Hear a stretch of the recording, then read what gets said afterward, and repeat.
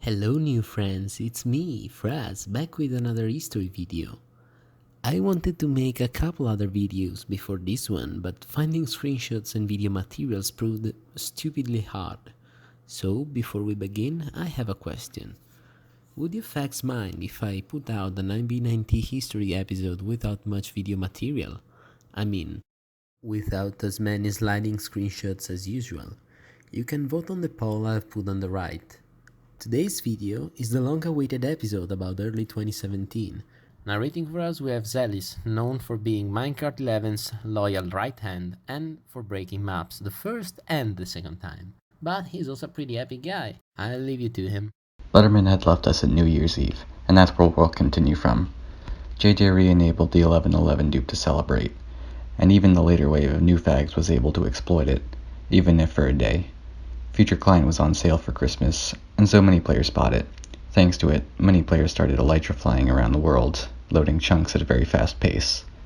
Soon enough, in February, people realized that they could abuse a combination of Future's hacks to phase under the nether bottom, and fly there all the way to 30 mil. Minecart's Cathedral of Lord JJ was griefed in this month due to Lotta the Builder inciting for Cytos. The same fate was met by Aftermath, griefed by Vorsadian as a revenge against Fibular for inviting Colt without consulting with him. Between February and March, a few players, notably Turtle, Colt, FlaShBaK, and Fraz, actually reached 30 mil.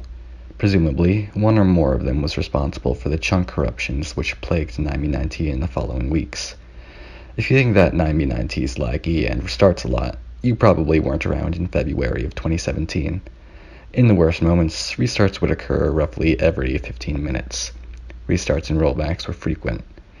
In fact, some players started using the rollbacks to dupe. It was easy as moving stuff from a chunk to another. On February 22nd, a number of 9b90 players had their player data reset on accident due to a crash.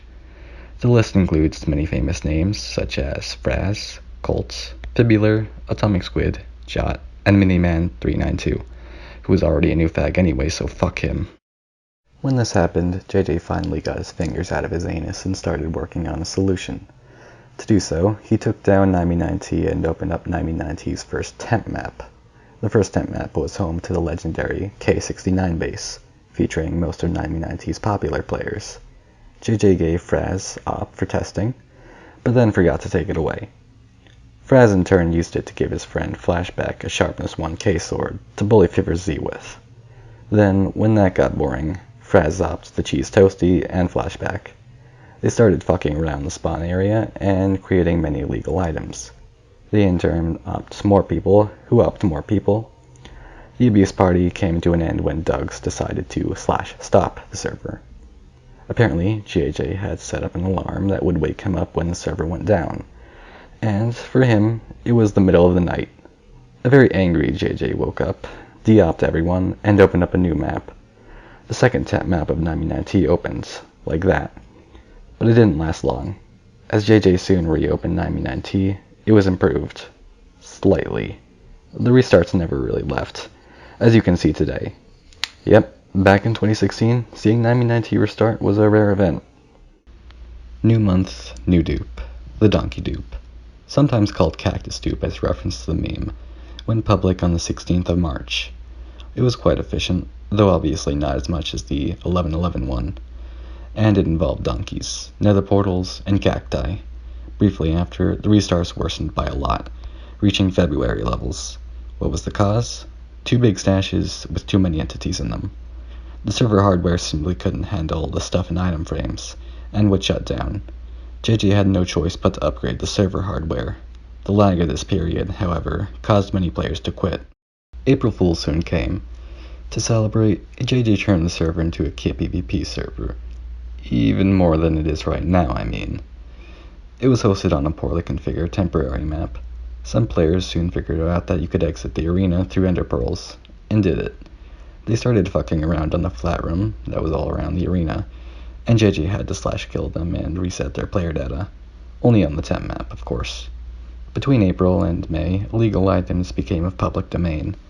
Auschwitz members started including members-only jackets, though nerfed by JJ's plugin, in their spawn kits. And NBT members posted pictures of themselves holding end portal frames. The jackets were leaked, but many called bullshit on the in-portal frames, since nobody had ever actually seen one of those. In May, works on celebrations for the first anniversary of 99T began. The popular players, all of them, started working together on a huge base that would become known as 1YAE, 1 year anniversary event. The average player didn't know about it. In this month, one of the weirdest bits of history happened. A player known as Aiden the Star One incited the group Vikings. While there wasn't much love for Matt Planet and the other members, Aiden was more despised. As a consequence, many ex-Unity members joined Vikings in the defense of the base against Aiden and his companions. They succeeded, and the base, although abandoned, is still there today. June came, player count rose slightly, mostly due to old players coming back for the anniversary, and rumors about a base being worked on to celebrate began to spread. And there was a general sense of hype. 99T would turn 1 year old, and reach that milestone that no other clone had managed to reach. Many, like 4x4T, had reset their map repeatedly. Many, like Anarchy.pw, 3b3t, 0b0t, and more were closed. 99T was the only one standing, and people were celebrating. 1YAE itself saw some tense moments, mostly between Cytos, Fraz, FlaShBaK, and Nemesis, but it survived nonetheless. On the eve of the anniversary, June 18th, player remastered COD incited NBT and griefed it together with a large party of members. Jot, who is a part of COD's party, recorded the grief and uploaded a video of it, which will be linked in the description. Remastered COD also planned on griefing 1YAE, hence the choice of a date, though he was talked out of it by Colt.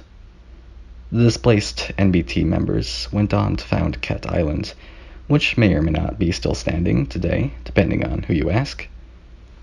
On June 19th, 2017, 99T turned 1 year old. That night, JJ himself live-streamed the tour of the base, and then blew it up together with the other members. The community was hardly as united as back then.